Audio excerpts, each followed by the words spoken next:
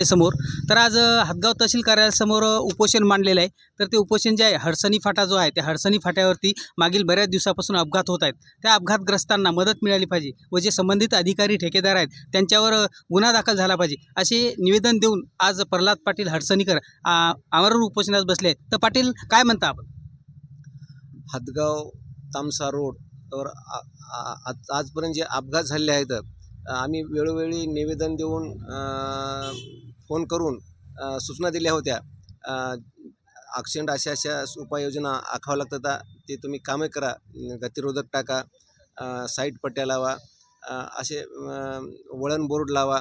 जे वळण बोर्ड लावले तर अपघात झाल्याच्या नंतर लावलेत. आम्ही अगोदरसुद्धा सांगत घेतो 15 दिवसानं वेळ त्याला फोन करत गेलो अंतरानं, बाबा साहेब उपाययोजना आखा, हडसणी फाट्यावर अपघाताचं प्रमाण जास्त वाढलेलं आहे आणि रस्ता वळण असल्यामुळं चौपदरीकरणची तिथं गरज आहे. तुम्ही मागणी करा, चौपदरी रस्ता पाहिजे. अपघात टाळायची असली तर चौपदरीकरण रस्त्याची गरज आहे. जे अपघात झाले ते कालचं जे अपघात झाला निवघ्याचे मैतांचा, हे निष्पाप लोकांचा बळी गेला. हे आम्ही वाहनवालं पुढचं दारू पिऊन होतं हे त्यांनी सिद्ध केलं. दारू पिऊन होतं तर त्या वाहनवाल्यावर का कारवाई केली नाही? कोणती कारवाई केली? त्यांची संपत्ती जप्त करून या त्यांना नुकसान भरपाई मैताच्या वारसांना भरपाई द्या ना. हे काय करले तर इथलं मुरदाड शासन, न्याय व्यवस्थाच बरोबर नाही. हे जे रस्ता आहे ठेकेदार आणि संबंधित अधिकारी हे सर्वस्वी जबाबदार आहेत.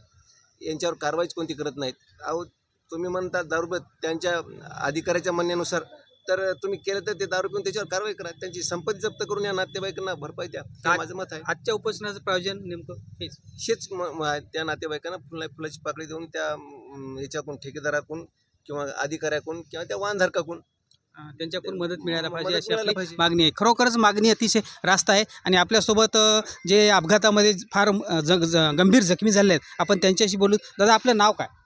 माझं नाव संतोष दीपक रामकर, मुक्काम पोस्ट राजवाडी, तालुका हदगाव, जिल्हा नांदेड. तर आम्ही त्या दिवशी माहूर भोकर ते माहूरला चाललो होतो.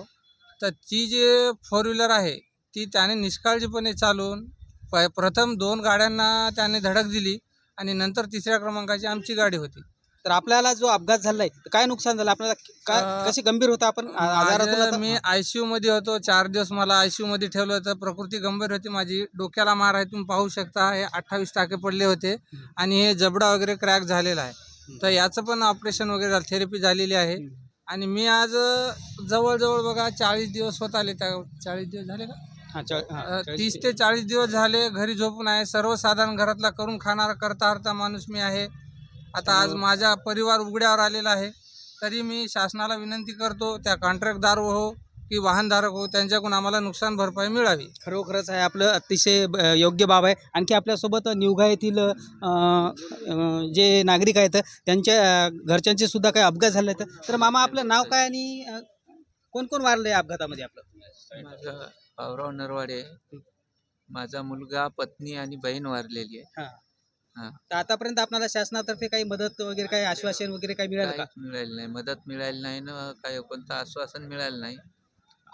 खरोखरच शेतकरी असो की शेतमजूर असो, हे प्रशासकीय जे अधिकारी असतात त्यांचा जे दबाव असतो किंवा त्यांची जी लोकांवर अन्याय करण्याची जी प्रवृत्ती असते, शेतकरी संघटना एक काही कालावधीसाठी गप्प बसत असते. परंतु संयम आणि बुद्धीचा उपयोग करून या अधिकाऱ्यांना नक्कीच धडा शिकवण्यात येईल शेतकरी संघटनेतर्फे, जेणेकरून या अधिकाऱ्यांना वचक राहील व शेतकऱ्यावर व शेतकरी संघटनेच्या कार्यकर्त्यावर यापुढे अन्याय होणार नाही.